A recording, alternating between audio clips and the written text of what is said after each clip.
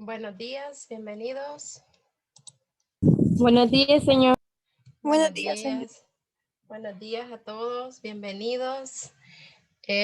Disculpen que esta clase siempre inicia con unos minutitos de retraso porque como ustedes están en clase de inglés antes de esto, el mismo equipo estamos usando, por eso cuesta un poco trasladarse, pero les agradezco su paciencia y su puntualidad. Este día vamos a continuar hablando sobre la Edad Media, pero hoy nos enfocaremos en la literatura, siempre con las actividades de inicio, que es la reflexión. Este día particularmente especial por estar conmemorando el rol de las mujeres dentro de la sociedad, luego un poco de la lectura mecánica y después damos inicio con el comentario de algunas de las obras más destacadas en la literatura medieval, que sé yo, tengo claro que ustedes la mayoría las conocen porque pues tienen la fortuna de tener una asignatura dedicada solo al estudio de la literatura española. Y durante la Edad Media en España es donde se dieron las expresiones quizás más importantes que representan las características. Pues vamos a iniciar.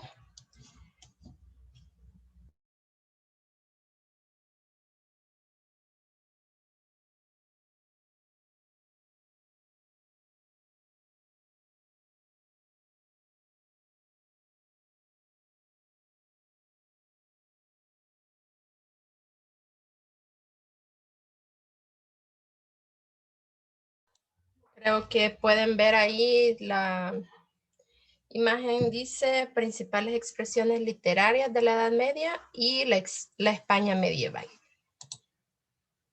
La reflexión es con lo que iniciaremos. Aquí la tenemos.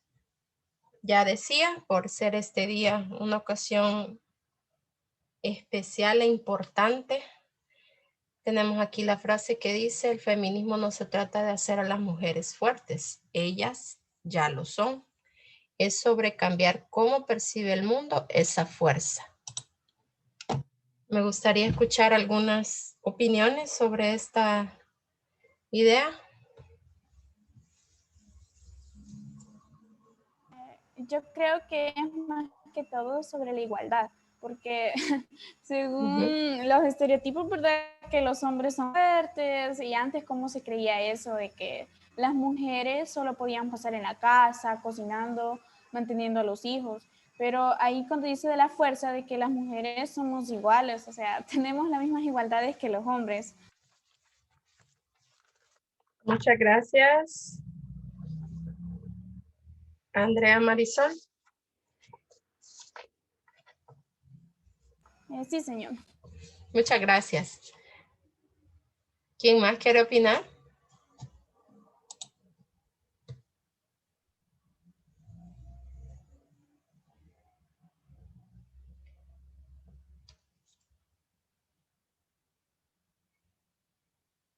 Yo, señor.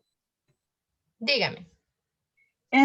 También quiere decir que, como por ejemplo en nuestro país, casi siempre los adultos piensan de que, por ejemplo, los niños y las niñas tienen cada uno un rol, y casi siempre nos dicen que hacer, tipo, vos tenés que hacer esto porque sos mujer, y tenemos que dejar de decir esos pensamientos de que nosotras somos capaces de hacer lo que nosotros queramos.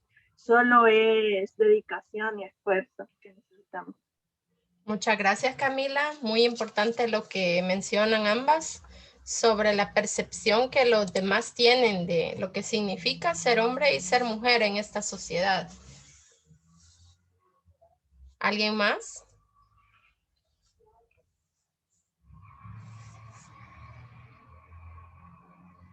Tal vez alguno de los niños, de los representantes del sexo masculino, que nos comparta lo que piensa sobre esta idea, porque esto tiene que ver con todos los que conformamos la sociedad. Claro, las mujeres es importante que lo interioricemos, no solo que, como decían ya tanto Andrea como Camila, que de decirlo, sino también hacerlo y que cada uno de nuestros actos represente ese pensamiento, respalde eso que decimos. ¿Alguien más? Hola, señor. Hola. Yo quería opinar algo. Dígame. Bueno, como dice que el feminismo no se trata de hacer a las mujeres fuertes, porque ya lo somos. El feminismo nos ayuda a pues mostrarle a la gente que ya somos fuertes y siempre lo hemos sido.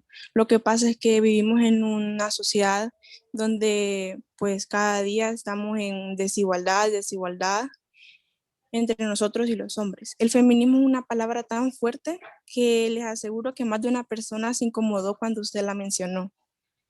Pero no tiene por qué incomodarnos. Tenemos que informarnos sobre el tema, tenemos que saber sobre el tema, porque no sé por qué tenemos ese como que escuchamos feminista o algo así y ya piensan, ay, una loca que mancha paredes y no sé qué. Y no, la verdad es que no.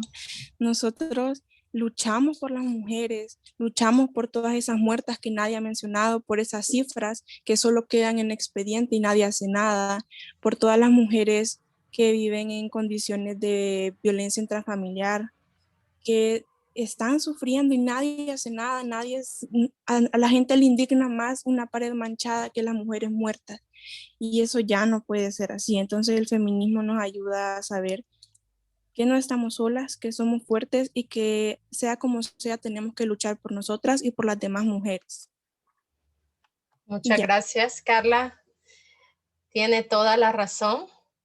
Se han creado muchos prejuicios alrededor de estos términos.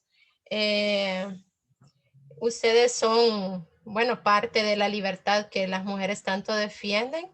Tiene que ver con poder expresar una opinión siempre y cuando mantengamos el respeto y la tolerancia. Estoy leyendo ahí en el chat algunas de las opiniones y, como digo, esto se fundamenta en discusiones que produzcan o que nos conduzcan, más bien dicho, a la reflexión, y de la reflexión pasemos a la acción, como ha mencionado Carla. Lo que puede significar o las ideas que las personas pueden tener sobre un movimiento, sobre una iniciativa, en este caso hablando del feminismo. Yo creo que más que estar discutiendo, que a veces sí lo hacemos con la madurez de vida, pero otras veces pareciera que solo es por crear controversias, no sé, espero que ese no sea el caso de los que están opinando ahí en el chat. Más bien es cada uno asumir nuestro rol y no basarnos en prejuicios, no, como dice la frase, la fuerza que tienen las mujeres y como han comentado sus compañeras, Andrea, Camila, Carla, ir cambiando las actitudes, ir cambiando las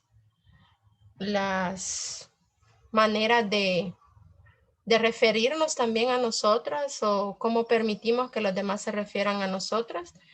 Todo tiene que ver con el respeto y con la tolerancia, porque lo que yo opine, lo que opine usted, no tiene por qué ser una verdad absoluta.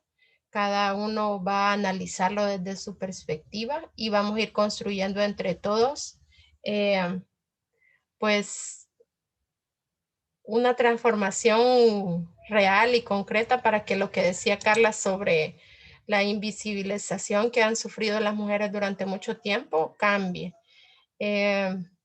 Espero que los que están comentando en el chat mantengan siempre la postura abierta de respetar que no todos, no tengo por qué imponer mi forma de pensar a los demás, simplemente darla a conocer siempre con tolerancia. No sé quién dijo. Señor, ¿puedo dar mi Sí, David, humilde opinión? dígame. Dígame, David. Bueno, yo siento que sí, los que dijeron las compañeras anteriormente tienen razón, ¿verdad?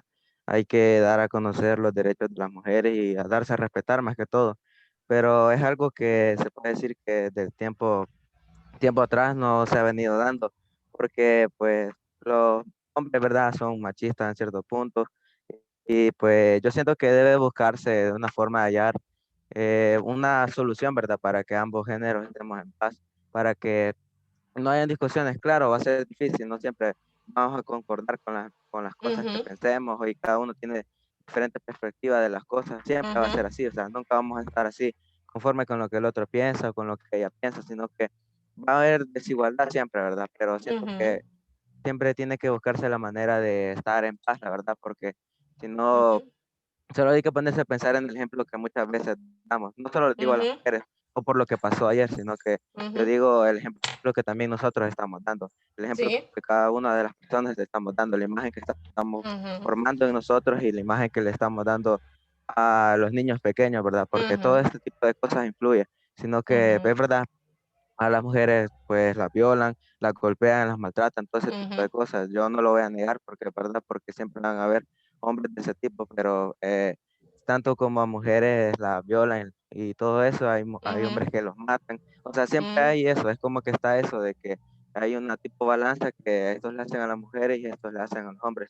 Y solo ujú, es de ponerse a pensar, ¿verdad? No sé, espero no ofender a ujú, nadie con mi opinión, pero pues es lo que pienso. Debemos buscar ujú, la forma y siempre razonar y pensar ujú. bien lo que vamos a hacer o lo que vamos a decir o cómo vamos a actuar, porque todo el tipo de cosas que hagamos siempre influye. Muchas gracias, David. Ha dicho usted dos palabras importantísimas. El respeto, la tolerancia, las sociedades no se transforman de un día para el otro. Y ustedes que están en formación y que razonan, como ha dicho David, tienen tienen que ampliar el espectro de acción que a veces se limita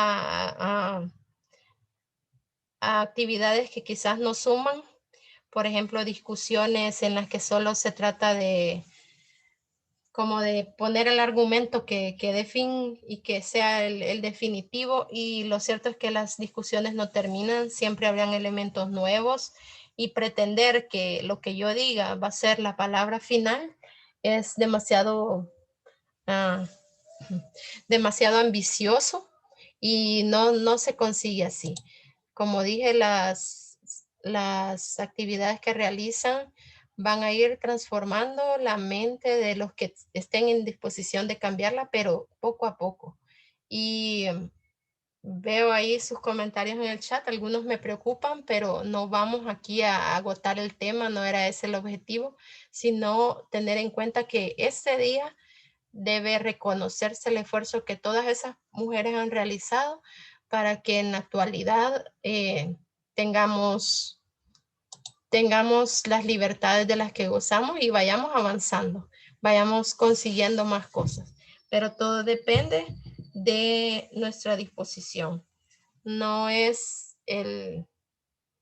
la discusión insana de yo me impongo, mi palabra vale más que la tuya y así. No es así como se consiguen los cambios. Y las acciones que realizan las mujeres, usted puede apoyarlas o criticarlas, pero siempre tiene que verlo desde de la perspectiva, como hemos estado hablando estas semanas anteriores, la empatía. Hay que saber reconocer el dolor de las personas que a veces se manifiestan y otros no conocen ese sufrimiento y solo lo critican. Es importantísimo lo que han dicho sus compañeros y rescato de lo que mencionaba David, que para opinar y para actuar primero hay que razonar, no solo hablar por hablar. Bien, eh, vamos a entrar en materia. El, la literatura medieval, como les decía, son dos objetivos. Mencionar que en este periodo de 10 siglos, desde el siglo V hasta el siglo XV, se produjo mucha obra que sigue influyendo. Los cantares de gesta, la prosa didáctica, sigue estando como un modelo a seguir por algunos escritores. Y el otro indicador nos habla de cómo convivieron en España 3 culturas distintas, 3 maneras de creer distintas: el cristianismo, el judaísmo y los musulmanes, que también estuvieron durante mucho tiempo en la península. La literatura medieval se caracterizó por 3 rasgos. Era transmitida de manera oral, aún no contaba con, digamos, los medios tan... Sí se va introduciendo esto de la imprenta, pero no estaba generalizado. Era de carácter anónimo y el primordial quizás es el didactismo. Ya decíamos que en la Edad Media, con el teocentrismo, se buscaba educar a las personas a través de las obras. Estos 3 rasgos son fundamentales para reconocer la literatura medieval.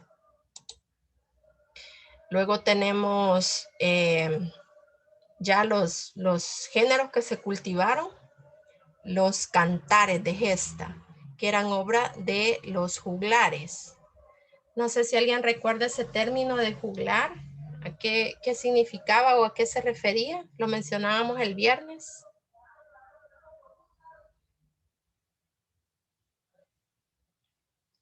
¿Qué hacía un juglar? ¿A qué se dedicaba? A narrar las historias como, bueno, era para más que todo, jugar era para el pueblo. Se dedicaba a narrar porque la mayoría del pueblo no tenía el privilegio de leer o de escribir. Muy bien, y le transmitía las hazañas de los héroes. Aquí en el Cantar de Roldán nos ubicamos en Francia. Con el Cantar de los Nibelungos nos ubicamos en Alemania.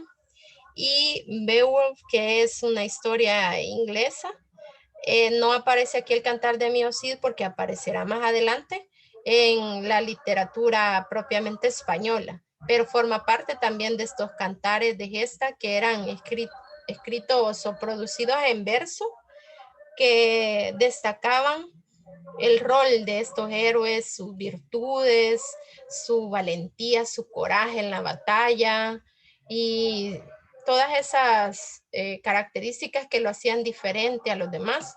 En eso consistían los cantares de gesta. Como dije, cada país tuvo uno que le representaba. Aquí tenemos Francia, Alemania e Inglaterra, con la historia del héroe que personifica todos los ideales de una nación. En otro tipo de literatura, en otro género, porque estamos hablando de los géneros, el primero era el cantar de gesta, la épica medieval. Ahora tenemos la poesía cortesana y está la Divina Comedia con Dante Alighieri. No sé si alguien ha leído algo sobre esta historia. O, bueno, para empezar, alguien que nos lea lo que aparece aquí. Yo, señor. Paola. Sí, gracias, Paola. El tema central de la obra es una visita al mundo del más allá acompañado por Virgilio, su guía y maestro en los infiernos y en la poesía, pues, según Dante, a él debe la gloria del lenguaje. Dante considera que el universo consta de materia y forma. El infierno tiene la figura de un cono invertido, que se estrecha a través de 9 círculos concéntricos hasta el centro de la tierra, donde vive Lucifer. Gracias, Paola. Aquí es una breve descripción del contenido de la Divina Comedia. El personaje se ve acompañado en su recorrido por los 3 momentos: el infierno, el purgatorio y el paraíso, por Virgilio, a quien Dante considera un maestro, no solo a nivel personal, sino como en su oficio de poeta. Dice que a él le debe su manejo del lenguaje con tanta habilidad. Tal vez en alguna referencia, en algún libro que hayan leído o en alguna película que hayan visto sobre cómo Dante dice que cada uno de los pecados que el ser humano comete tiene un castigo específico y lo describe con mucho detalle en su obra, en cada uno de los cantos. El primero, la primera parte tiene 34, las otras tienen 33 cada uno, suman 100 cantos en la Divina Comedia que nos van narrando ese camino, parte del infierno hasta llegar al paraíso. Esta literatura, a diferencia de esta, se va alejando un poco de del realismo que caracteriza a estos, porque aquí en los Cantares de Gesta se trata de narrar una historia como la vivieron los héroes. Aquí ya va incorporando un poco de fantasía o de la imaginación del autor. Esta era la poesía cortesana. Ahora estamos ya con España propiamente. Recuerden que dijimos que hoy íbamos a hablar de la literatura medieval, pero concentrándonos más en España. Por eso tenemos aquí ya acontecimientos que marcaron la producción literaria española. ¿Alguien que nos ayude con la lectura de estos acontecimientos?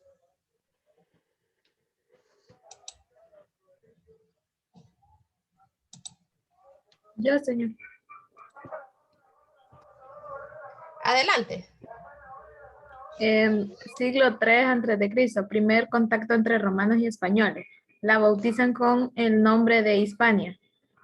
Siglo XI y siglo XIII, consolidación de las lenguas romances como el castellano, el catalán o el gallego. Escuela de Traductores de Toledo, núcleo cultural en el que se conviven intelectuales cristianos, musulmanes y judíos, y que alcanza su mayor esplendor en tiempos de Alfonso X el Sabio.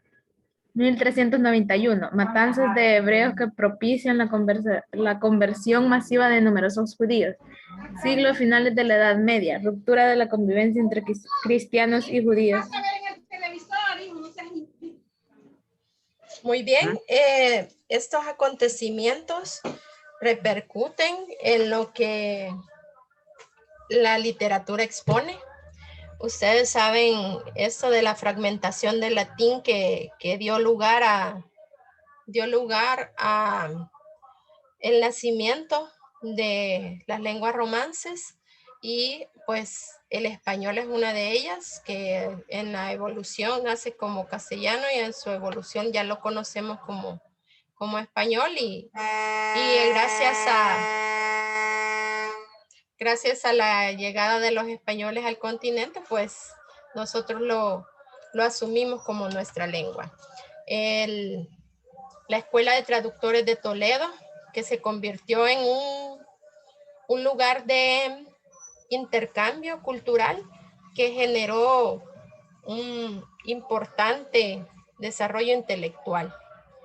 Alfonso X la promovió de gran manera, y eso hizo que pues influyera todavía más. Luego ya hablamos de la persecución de que fueron víctimas los judíos en la península, y también eso lleva a la ruptura de los lazos que se habían establecido entre ellos y los cristianos. Y de ahí, pues, algunas de estas temáticas, algunos de estos acontecimientos, los vemos representados en la literatura española de la Edad Media, que es lo que vamos a comentar a continuación. El Cantar de Mio Cid, que fue escrito en verso. Ustedes saben que es anónimo. Hay muchas teorías sobre la escritura de esta obra, pero se concluye que es autor anónimo. Forma parte de los romances. En 8º grado usted estudió el romance como un subgénero de la poesía.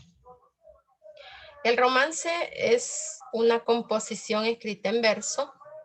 Los versos son de 8 sílabas, la rima es asonante en los versos pares y los impares quedan libres. Eso es un romance. Es algo que se escribe en verso, pero que narra algo. Y en esta etapa de la Edad Media se habían clasificado en 3 grupos: el romancero viejo, el romancero artístico, el romancero antiguo. En el primer grupo encontramos al Cantar de Mio Cid. Si tal vez han oído, bueno, recuerdan haber escuchado sobre Rodrigo Díaz de Vivar, que era un siervo del rey acusado de estar quedándose con el tributo que le correspondía al rey. Es perseguido, es exiliado y lucha por recobrar su honor. Sus hijas son ofendidas y él combate para recuperar la honra perdida. Y pues de eso va la historia del Mio Cid. Un héroe que representa los valores cristianos, la valentía, la fortaleza. El romance es parte de los géneros narrativos y también de los géneros líricos. Aquí menciona, el romancero es una colección de romances antiguos de autores anónimos. Como se cantaban, esto de que sean anónimos, recuerdan, lo vimos en las características de la literatura medieval. Luego tenemos más literatura medieval, la lírica popular, las jarchas, que se escribían en lengua mozárabe.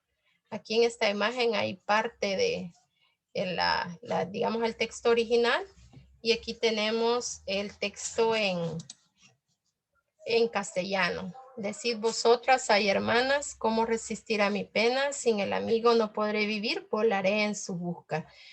Eran pequeñas composiciones en lengua mozárabe y se consideran los primeros textos como artísticos, digamos. Luego el mester de clerecía, ya habíamos visto el mester de juglaría que habían producido los cantares de gesta. Ahora el mester de clerecía produce textos con un carácter más religioso, en el que podemos ver el teocentrismo. Gonzalo de Berceo, su obra Milagros de Nuestra Señora, en la que alguien enfrenta un problema y con la intervención de la Virgen María se resuelve el problema. Y es lo que van narrando, siempre en cuadernavía, que son estrofas de 4 versos, versos de arte mayor que tienen rima consonante. Y el libro del buen amor, del arcipreste de Hita. Tanto Gonzalo de Berceo como el arcipreste de Hita forman parte del clero, por eso el oficio del clérigo.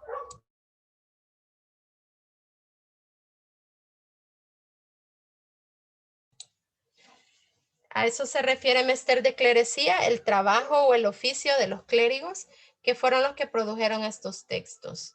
El libro del buen amor, que nos habla de don Carnal, doña Cuaresma, de don Melón y doña Endrina, cuenta los desenfrenos del amor, que dice el arcipreste de Hita que lo hizo para que la gente supiera o conociera el amor loco y no incurriera en él, como una advertencia más o menos. En este libro se dan varios géneros, hay partes narrativas, partes líricas y partes que simulan ser diálogos teatrales. Continúa la producción, tenemos aquí la prosa narrativa, El Conde Lucanor, de don Juan Manuel, y las cantigas a Santa María, escritas por Alfonso X el Sabio. Esta del Conde Lucanor, de esta vamos a leer un fragmento, aunque sea cortito en este momento, ahí me van a ayudar los que quieran hacer el ejercicio de lectura mecánica. El conde siempre tiene un problema y recurre a Patronio, que es su sirviente, le cuenta el problema que tiene. A veces no es un problema personal, sino que alguien que el conde conoce tiene un problema. Le cuenta a Patronio, y Patronio lo que hace es, en lugar de decirle directamente el consejo, le cuenta una historia. A eso le llamamos apólogos, que son iguales a las fábulas, solo que los personajes no necesariamente son animales, y a través de la historia que le cuenta, ya le deja el mensaje de qué es lo que debería de hacer para solucionar el problema. Eso es en el Conde Lucanor. Y por último tenemos la obra que cierra la literatura española medieval y da paso al Renacimiento, La Celestina, la tragicomedia de Calixto y Melibea. La Celestina, yo creo que ustedes la conocen, es una alcahueta. ¿Qué significa alcahueta? O cuando alguien le dice que está haciendo de Celestina, ¿a qué se refieren?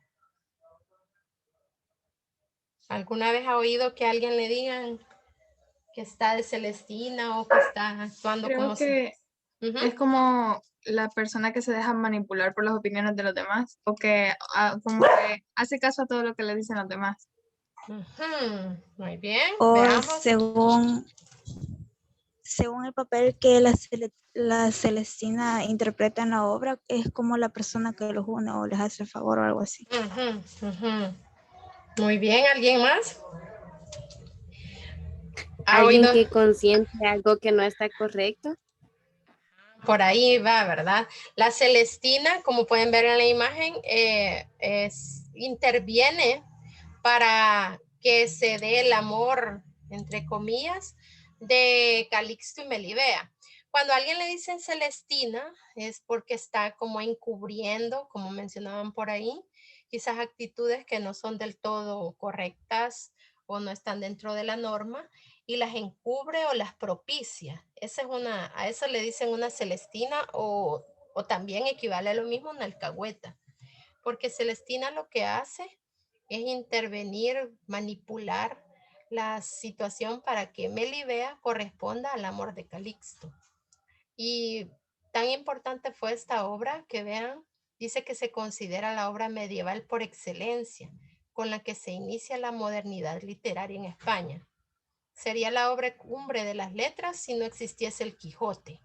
Es decir, tan importante fue el rol de este libro porque marca el fin de la Edad Media en literatura y el inicio de una nueva manera de presentar el mundo, que es ya el Renacimiento.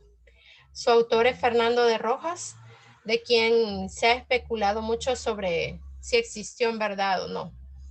La Celestina es una obra que muy extensa, tiene 21, 22 capítulos, pero se le llama tragicomedia porque inicialmente fue pensada para representarse teatralmente, pero ustedes saben que las obras de teatro no son tan extensas, deben ser breves porque implican una gran producción para llevarlas a escena. Por eso es que La Celestina también se considera una novela y lo importante de La Celestina fue los temas que planteó. Ya La Celestina no es una obra, como hemos venido diciendo aquí, de carácter religioso. Vean que aquí todo, bueno, casi todo giraba en torno a la presencia de Dios en la vida de los hombres. En La Celestina vemos muy poco de eso. Ya es más antropocéntrica. Se interesa por el hombre, por el ser humano y sus necesidades. No involucra el pensamiento religioso como lo habían hecho hasta ese momento las obras. Por eso es que La Celestina es tan importante. En su libro de texto ustedes pueden encontrar esta información y me quedan 5 minutos. Creo que no lograré. Quería que leyéramos un fragmento del Conde Lucanor que son eso, pues son cuentos en los que se plantea un problema y al final se da un consejo. Eso como para comprobar este carácter de didactismo, de que la literatura debía transmitir una enseñanza, dejar una enseñanza. Tal vez el día miércoles podamos leer eso, con eso haríamos el ejercicio de lectura mecánica. No sé si hay preguntas sobre la literatura medieval, sobre las características o algún comentario sobre todas estas obras que hemos mencionado este día. Tal vez algunas ya las conocían. Yo creería que con señor Wendy ustedes han analizado un poco de esto a lo largo de la literatura española, del estudio de la literatura española? ¿O todas les resultan nuevas? ¿Algunas de estas las leyeron? ¿Las conocían? ¿Las recuerdan? Yo solo las había escuchado, pero no las he leído. Muy bien. La Celestina, señor, esa sí la leímos. ¿Verdad Para que laboratorio sí? creo que fue. Y yo la leí porque acá en mi casa, como que mi abuelita, ella lee bastante, vea. Entonces ella me dijo, porque yo empecé a leerla, pero como que no le agarré al inicio y entonces yo soy bien así que cuando algo no me gusta, hago las cosas muy largas y no las leo. Entonces ella la había leído y me dijo de que, como que me hizo un resumen, vea. Me dijo de que lo debería leer para que pues supiera más detalladamente las cosas y sí la leí y sí me gustó. Muy bien, gracias Amelie. Sí, La Celestina no es un libro fácil de leer. No solo por la extensión, sino por algunas formas o algunas expresiones que utiliza, que son, bueno, para nosotros resultan arcaicas ya, pero sí, es una obra importante, sobre todo por ese personaje que creó, aunque ya había aparecido un personaje igual en el libro del Buen Amor, está la Trotaconventos, que es igual, el mismo rol o las mismas características de la Celestina. Y este libro, el libro del Buen Amor del Arcipreste, es anterior a la Celestina, pero sí, es muy importante conocer un poco sobre esta obra. Como dice aquí, si Cervantes no hubiera escrito El Quijote, esta sería la obra más importante en la literatura española. Bien, los dejo, niños, porque sé que tienen otra clase y no quiero que lleguen tarde. Les agradezco sus aportes, su participación. Nos vemos el día miércoles. Adiós. Gracias, Adiós. Gracias, señor. Bueno, gracias a ustedes. No, muchas gracias. Adiós, señor, gracias. Bueno, adiós. Adiós, señor.